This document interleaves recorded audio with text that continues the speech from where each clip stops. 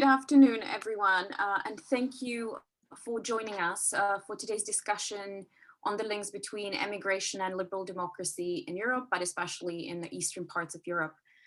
My name is Jessie Barton Hronešová. I'm a postdoctoral research fellow at the Oxford Department of International Development, and I'll be chairing today's session. The session today is part of a seminar series that's called The Politics of Emigration, Representations and Contestations. It focuses on the old and new discourses about immigration and looks at politics in the states of origin rather than the host states, which is the usual discourse that we have in migration studies. This series is run jointly by SEESOX, Southeast European Studies at Oxford, and Compass Centre for Migration Policy and Society at Oxford. It has been convened by Dr. Manolis Pratsinakis and Dr. Othon Anastasakis, who are both at Oxford. We're very fortunate today to have three eminent speakers to discuss the issue of immigration: Ivan Krastev, Maria Koinova, and together with our own Othon Anastasakis. They will discuss whether immigration from especially Eastern Europe, but also Europe, the migration overall in Europe, has been a blow to the ideology of a liberal democracy and how it has affected politics across the region in particular. Let me just briefly remind you that Eastern Europe today ranks among the most depopulating regions in the world as a result of a combination of high immigration, low birth rates, and close to zero immigration. This has led to a situation that can be described as demographic crisis, as some have put it, or to use actually Ivan Krastev's words, a fear of ethnic disappearance. For example, a 2018 ECFR poll established that Eastern and Southern Europe is more worried about immigration than immigration. 55% of Romanians, for instance, worry more about immigration, and only 10% worried about immigration when asked these questions. So where does this leave us, and which is very relevant for today's discussion?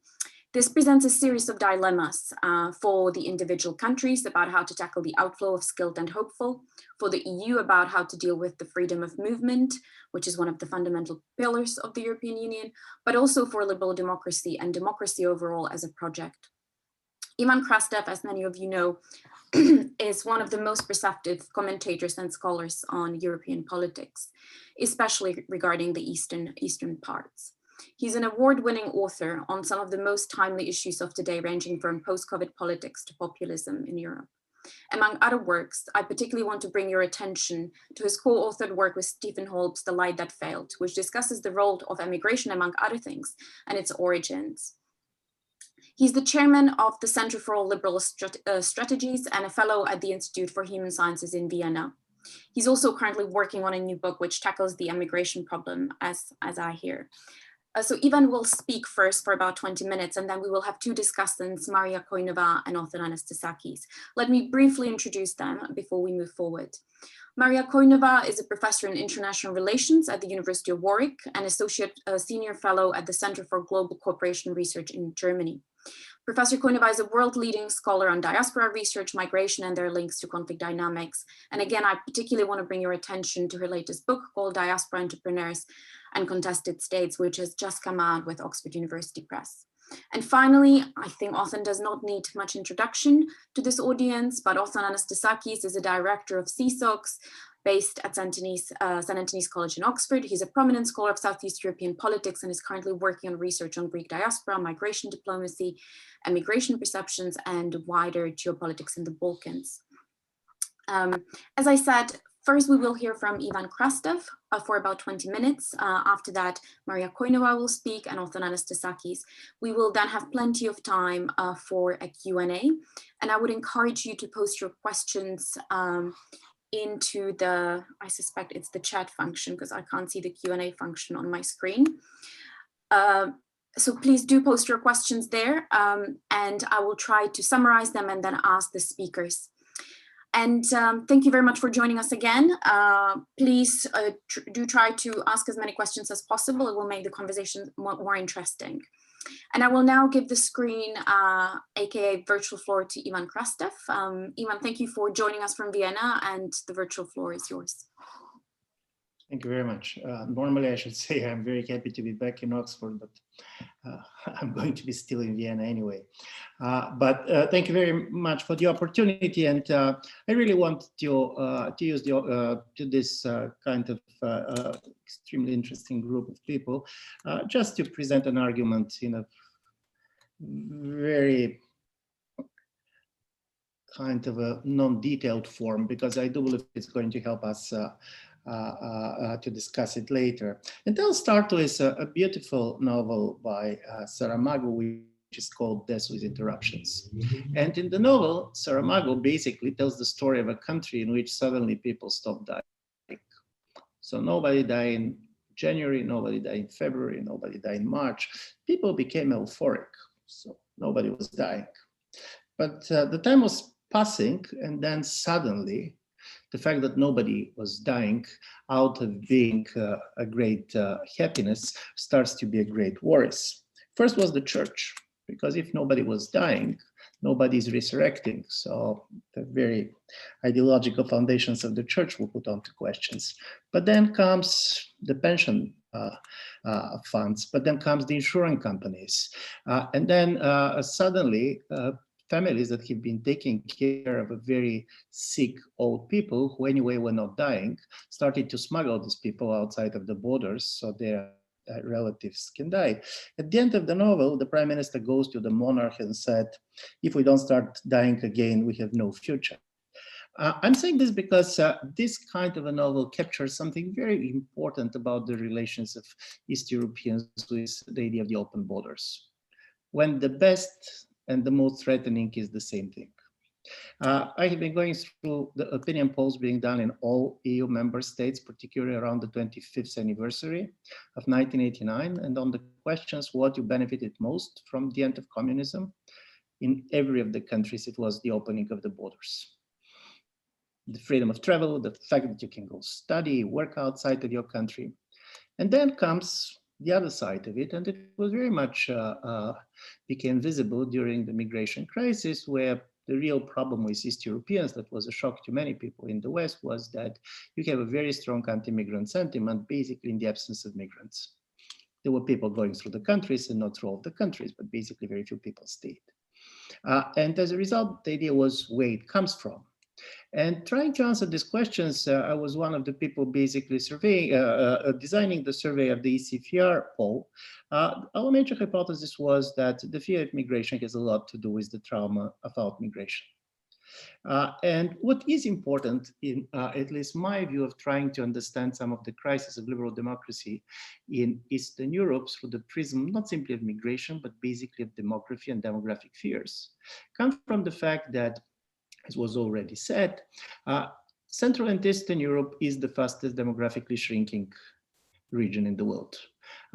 Tim Judah did a very good studies focusing not only on Eastern Europe, but also Southeastern Europe. And I'm just going to give you basically some figures in order to understand the scale about which we're talking about. So compared with 1989, in the year 2050, according to the demographic projections, the population of Poland is going to be 15% down. The population of Austria at the same time is going to be 16% up. The population of Croatia is going to be 22% down. The population of Bosnia and Herzegovina is going to be 29% down. Albania, 18% down. Czech Republic, only 3% down, but Hungary, 20% down. Romania, 20% down, and comes my own country, Bulgaria, which basically is going to lose till 2050 if the demographic projections are right, around 40% of its population. This is the fastest shrinking of a population in the absence of war or major kind of a natural disaster.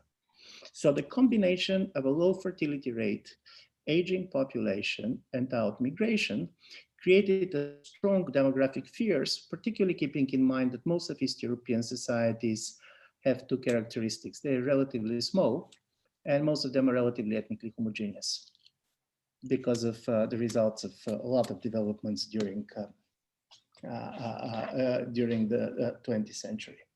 So what is the effect of this demographics, how to read it, and why basically it had such an important political impact, at least in my view. And I'll start with the fact that First, we're talking about out-migration from countries that are losing population. This is critically important because countries of Eastern Europe and Southeastern Europe have been emigrating not for the first time in their history. In the beginning of the 20th century, basically you have a very big waves of migration, and they're very well studied. What is new is exactly this combination about depopulation and out-migration.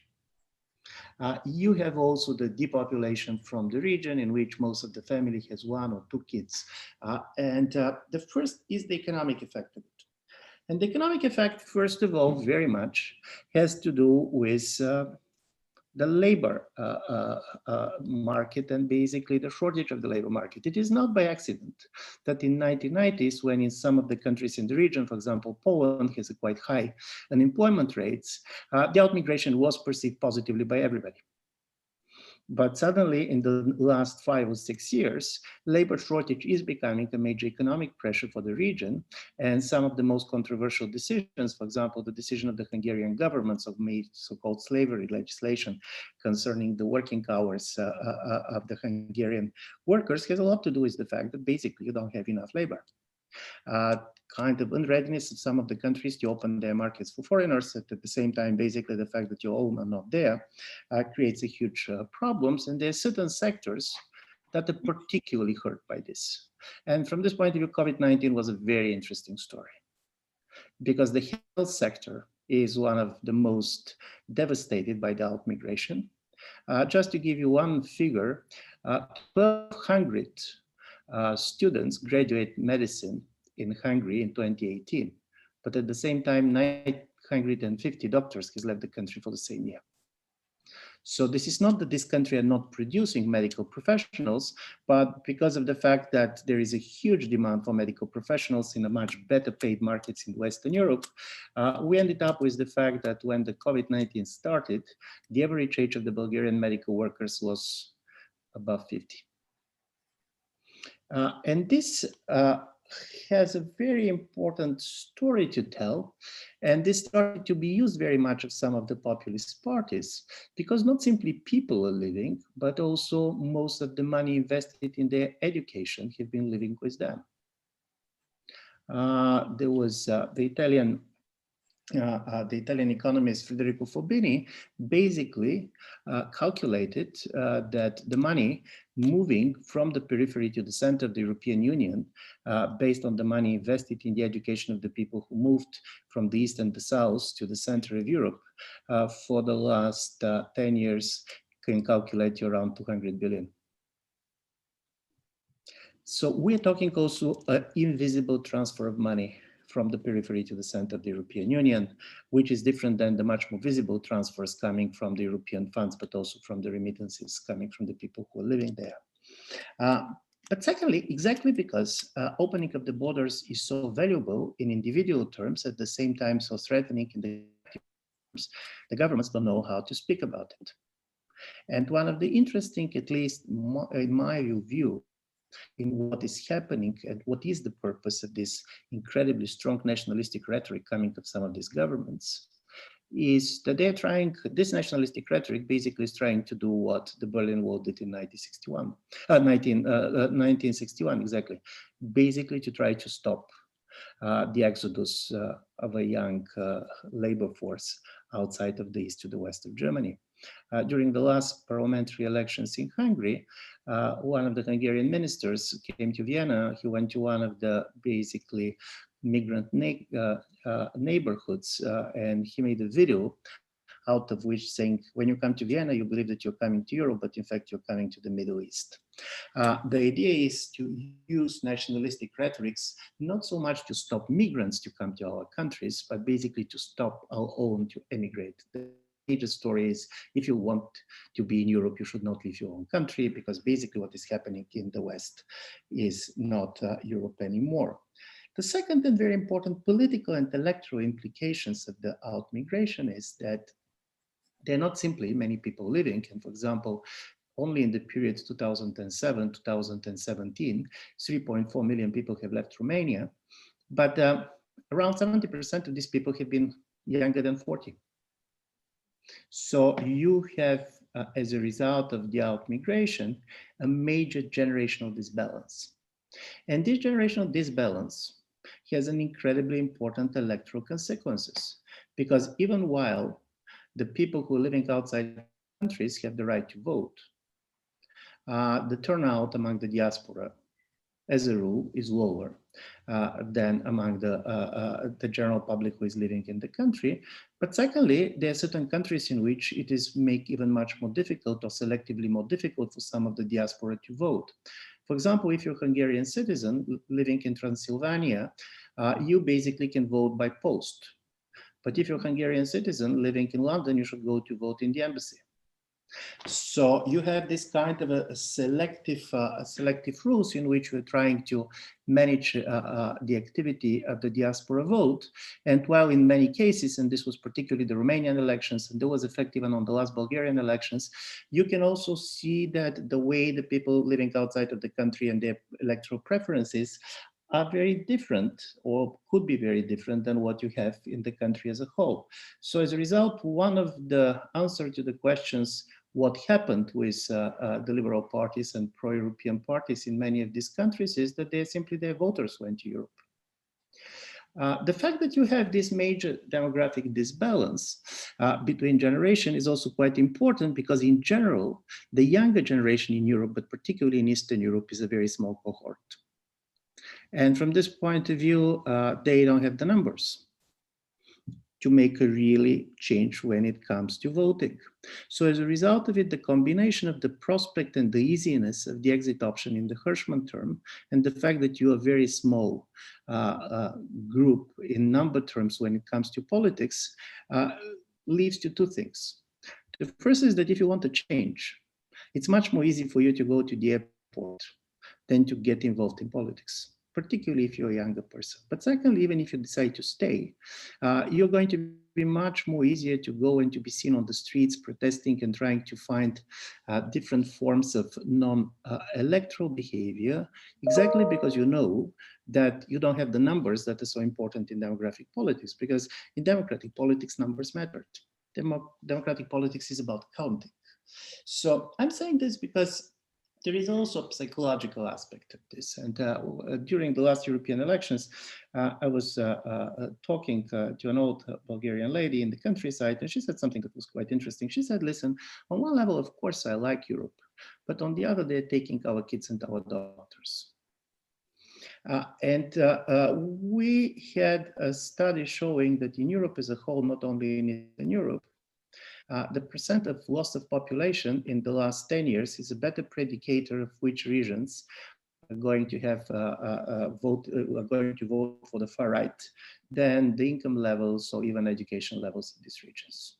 So depopulation and the fears coming with the depopulation basically has a very strong effect on the electoral preferences of the public.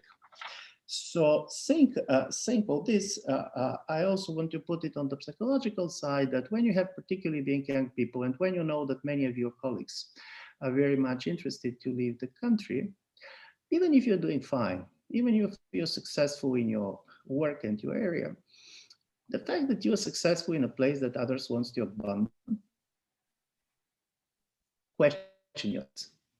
It's different in different countries. And by the way, Central and Eastern Europe is also very different when you see how many people are living in certain countries. There are places like Czech Republic, which the numbers are very different than, for example, Bulgaria and Romania. But the truth is that there was a moment in which the very fact of being outside was perceived as a success, nevertheless, of what you're doing there by the very fact of being in London, than what you're doing there and even how much you're earning there. And here some of the communist legacies has something to do with this, because in the communist period, we see a major migration from the rural areas to the urban centers, particularly in places like Bulgaria. And as a result of it, there was a very strong ideology that the very fact that you're moving from the village to the city is already a kind of a social promotion. So social mobility was very much replaced by a geographical mobility. And I find this quite important, because if you see the major divides in Europe when it comes, and not only Europe, United States is the same, when it comes on values and others, the major divide is between the major big metropolitan centers and the rural areas. So how all this can help us in a way to explain certain things that happened in Central and Eastern Europe? To what extent demographic fear is also part of the explanation for total obsession with things like abortion or gay marriages on the side of the populist parties, and how they're trying to mobilize some of these demographic fears. The book that you mentioned that I'm working on in a certain way, and I'm just finishing on this, just going to make my last point, is very much asking the following question. Obviously, you remember there was this famous Brecht poem called Solution from 1953, in which commenting on the major disappointment the German Communist Party has with the East European workers during the protest in 1953. Berlin, he said, if the government is so disappointed at the people, they should probably dissolve the people and elect a new one. And the truth is that, honestly speaking, the governments always try to elect the people. They are doing this by designing citizenship laws, by deciding electoral laws, in the most extreme cases by organizing ethnic cleansings. But the most important is that in a moment of such a demographic instability, in a certain way, one of the major differences between liberal and illiberal regimes is what kind of people we want to elect. And I'm going to argue that the major kind of a project which you basically see on the side of the illiberal governments like the Hungarian and the Polish one is not so much trying to close the country for foreigners and not so much to close the labor market. In fact, in the 3 years before the pandemic, the European Union member states that welcome most labor migrants was Poland.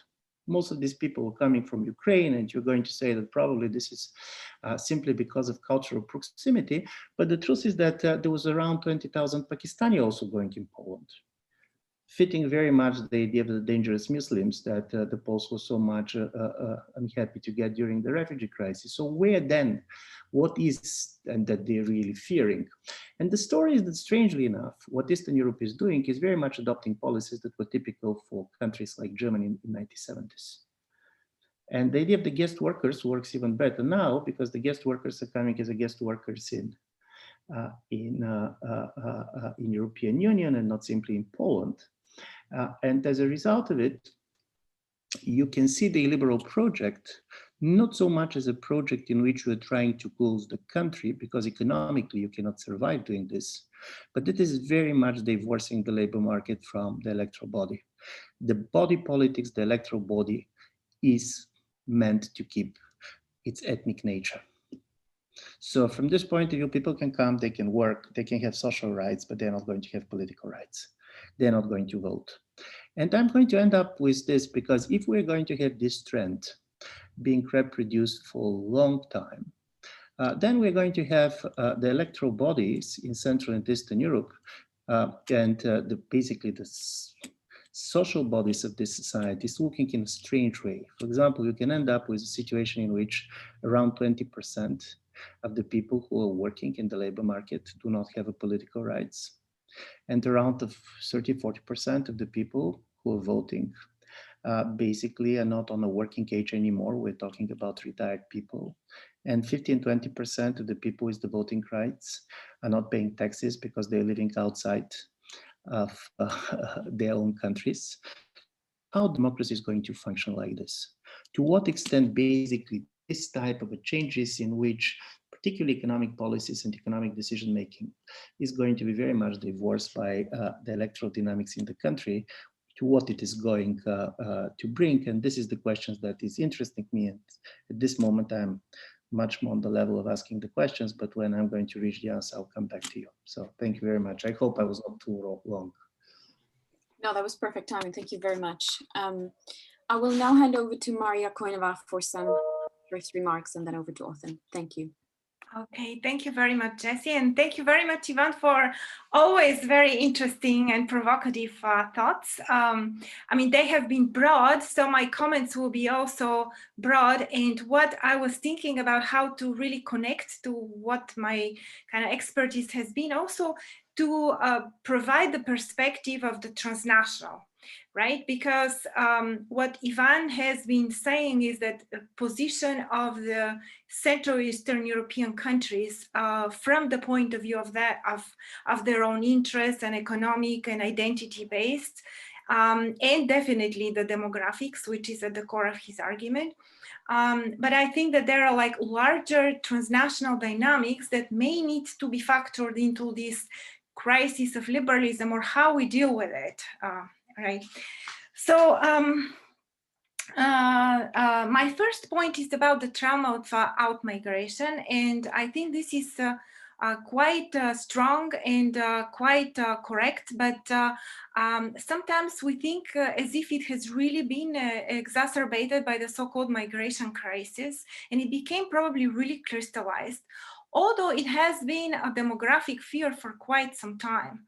I mean, historically, a lot of these countries, for example, even under communism, they had very strong maternity leave and kind of policies which were related to this kind of actions, is because, I mean, these countries have not had very strong demographic growth. And after the end of communism, it really started catapulting down with women getting different kind of roles and social benefits being curtailed and revamping the economies.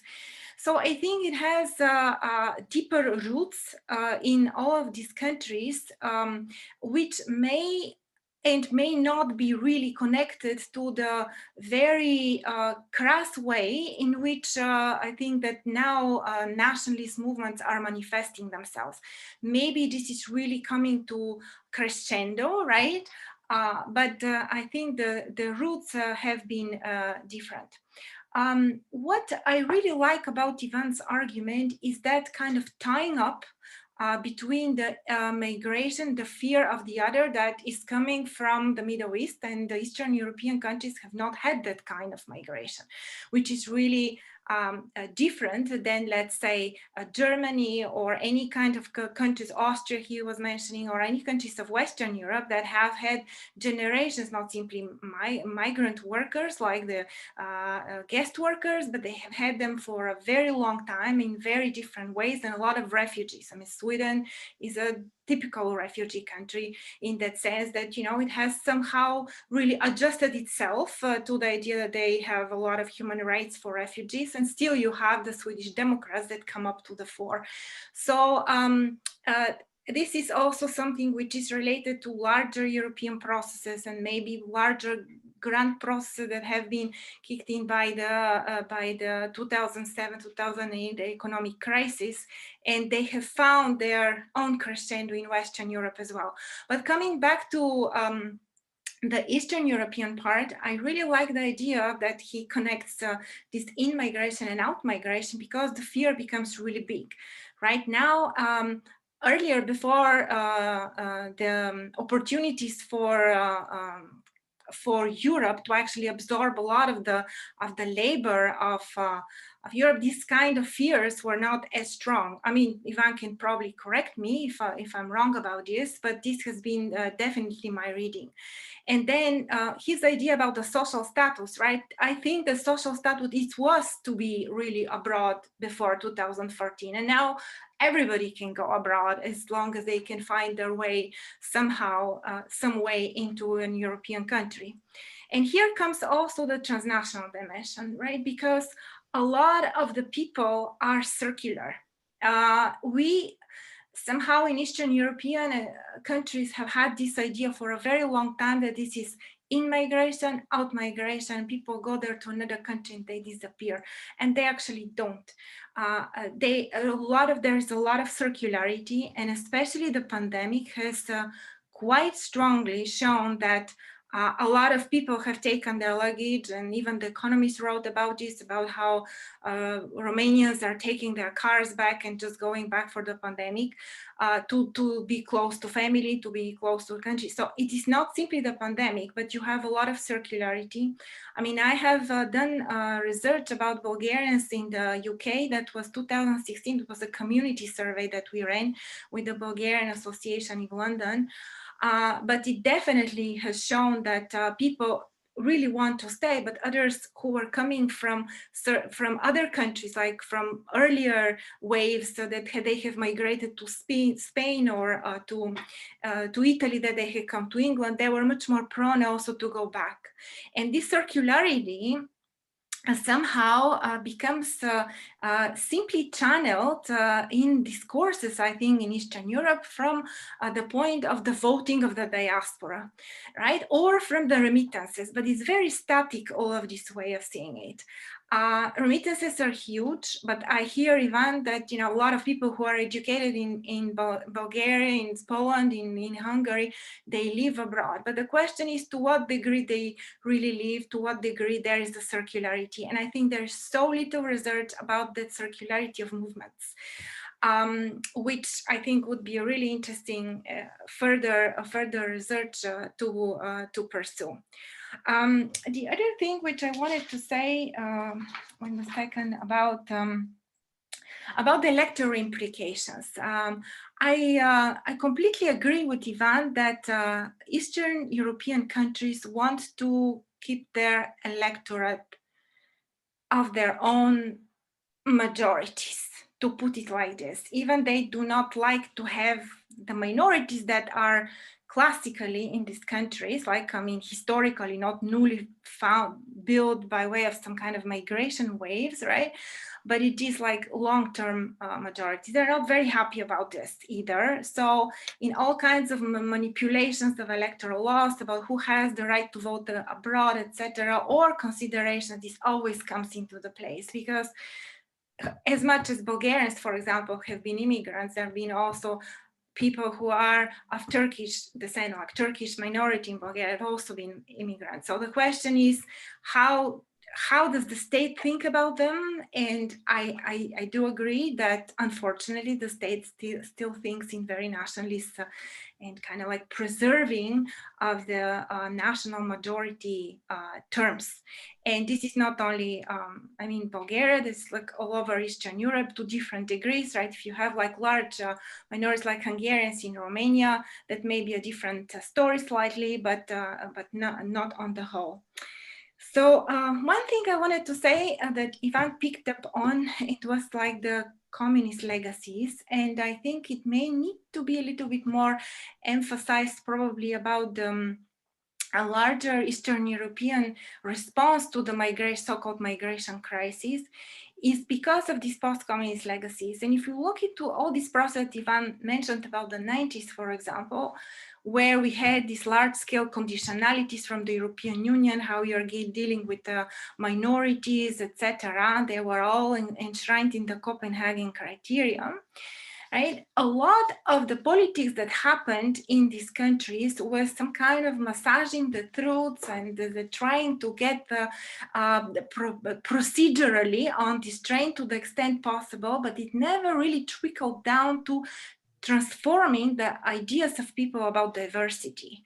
So I think this is one very big issue, because somehow all of these countries went through a democratization process in procedural terms, and this speaks a lot about like the quality of democracy and liberalism, but they never really embraced that kind of idea of diversity. And when the so-called crisis, right, hit in 2015, 2016, that really crystallized again, because that was the Muslim other. And with a colleague of mine, we have a paper that is on this issue. We can see this kind of not simply the security threatened in physical terms, but mostly these identity-based terms, because of the non-complete reform from the communist times. And this is literally, from my research and that book that Jessie mentioned, Diaspora Entrepreneurs in Contested States, you could see this very clearly when I was interviewing not Eastern European, but the Turkish and people who are Kurds or Palestinians in Berlin, about where and how they have been treated. And it says like, I really want to be either in Berlin, or I want to be in North Rhine-Westphalia, or I want to be somewhere in the west part of the country, right? I do not want to be in Leipzig. I do not want to be in any other Rostock. I mean, there's kind of horror stories you can hear about that. So even in Germany, like the country that embraced its own diversity very quickly. This communist past has not been really transformed to the full, and we see this much more strongly also with Eastern European countries.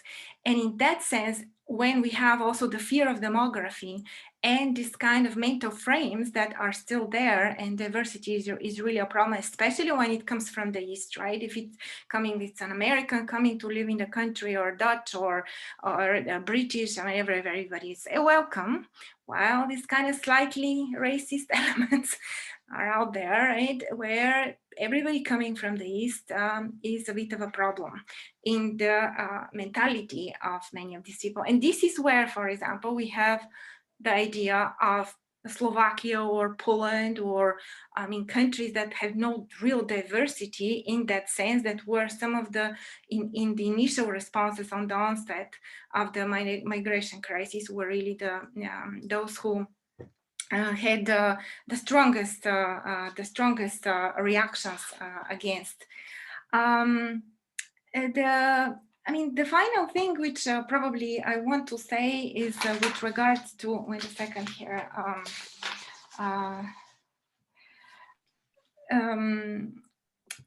to the idea about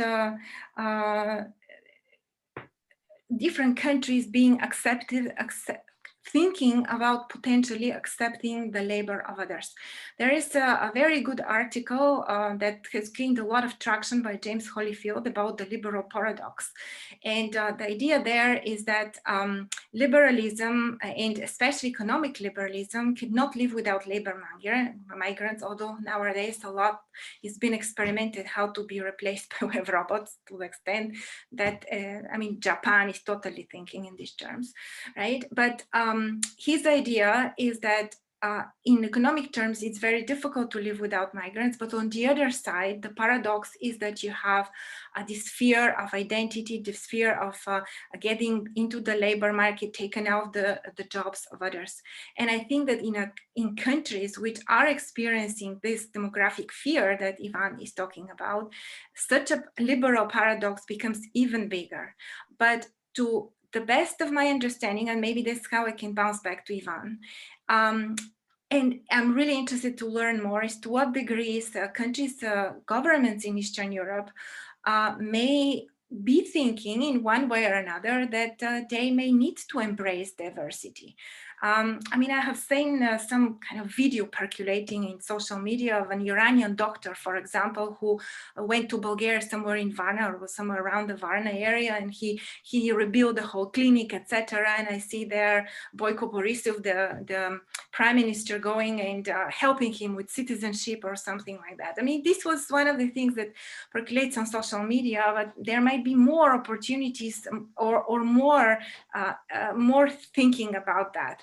So for me, is to what degree that fear actually can be dealt with by both kind of opening up of these polities for real reform deep down about their liberal thinking, but also embracing transnationalism, in the sense that a lot of people are out there who do not live forever. They are connected online. They can be part of brain gain, if we talk about this.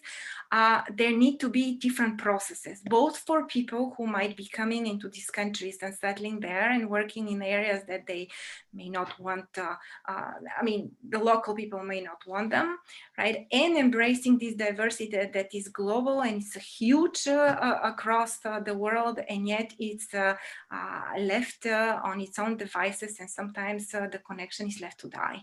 So without trying to be pessimistic in the end, and truly hoping that there could be new mechanisms found. This is where I'll leave the conversation, and thanks Ivan very much about these very interesting ideas and thoughts.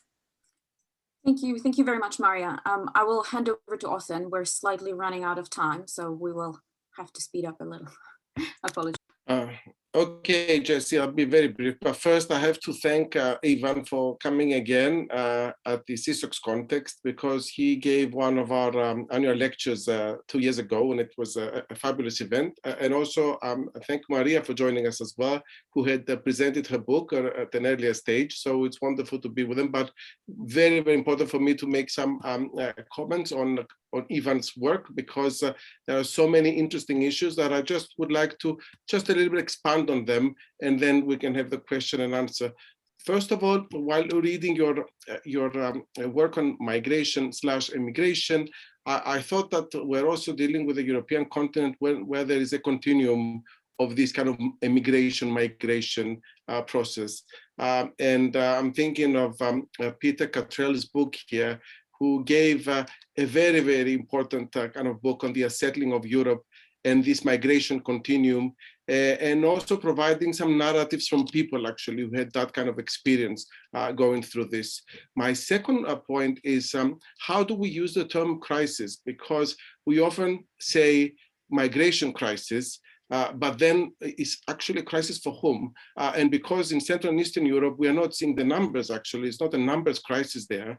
It's more about a perception crisis. It's definitely an emigration crisis, and you gave the numbers, and it's clearly a crisis. But then we should never forget that on the migration issue, the crisis is actually on the side of the refugees, because they are the ones that are really, really suffering from all the miseries that accompany this. Then I think the linkages of migration and emigration in Ivan's work are actually masterly, and how he kind of ties these to the notions of liberalism and illiberalism. Indeed, sometimes I'm thinking that the lines also, while we can perceive them differently, the lines also are so blurred in this kind of distinctions between liberal, illiberal, or even the social conservatives and their common points with the immigrants that they're afraid of. But that leads me to my next kind of question to you, Ivan, whether there is clearly a distinction between West and East. Because while I can see your point in terms of small versus big in the West, and also the threat to the ethnic identity, and the traditional distinction of the civic versus the ethnic, we also see a lot of convergence on the issues of migration, actually. Especially if we think of Hungary and the UK, in how these populist leaderships of Boris Johnson and Orban, actually, they have many common points in how they perceive the issue of migration. But I truly like your discussion on majoritarianism, which also makes me think that majoritarianism is much more cultural in the West and much more political and instrumental in the East. Then one thing that we try to also kind of promote in our work is the narratives, the public narratives on immigration. And last week, 3 weeks ago in our first session, we had 2 speakers. One of them spoke about Latvia and how in this identity-related perception of migration and immigration, the Russian is particularly prominent compared to the discussion we had on Bulgaria, where the narrative on immigration actually has to do with Europe and people living, and those kinds of ambivalent attitudes towards immigrants. But what we've seen also in some of our research with our diaspora project is that the narratives are also changing in how they perceive the immigrants once they become diasporans, in that there are those negative perspectives in so many countries initially, and then how these are, gradually are transformed within this wider context of transnationalism, and the issue, obviously, of voting and how migrants are engaged with their homeland, and specifically, in cases like Ukraine or Ireland or Greece, we've seen these kinds of narratives that have changed and become much more positive. And what is also very interesting for us is what kind of policies those immigration issues generate. in these countries? I mean, you know, are they kind of result in policies of trying to make them return, focusing on the brain drain, and then, you know, adopt policies on how to make them return? Is this an opportunity for reform, in other words? I'll give you an example that we have studied very much at SEESOX with my colleague Fotinik Kalanzi. We've done the adoption of a law in 2019 on the facilitation of the Greek voters abroad, who, while they had the right to vote, they were not facilitated. They had to take the plane and travel to Greece. So in 2019, that changed. And that was actually the outcome of a crisis environment, a different political configuration, and also the big wave of emigration from the country, this kind of, you know, 400,000 to 500,000 people leaving, which was a very, very loud voice that could not be ignored. And that is an opportunity, you know, for reform. But what you show us, Ivan, I think, and it's very, very important to note, is that there is an ambivalent attitude in those countries of Central and Eastern Europe. And this is where the illiberal element comes in there. Because while they want to, you know, to shout the rhetoric of keeping them at home in also order to keep the ethnic, you know, the ethnic consolidation of the nation, at the same time, they don't want them because they're much more democratic and they can be a threat to the system.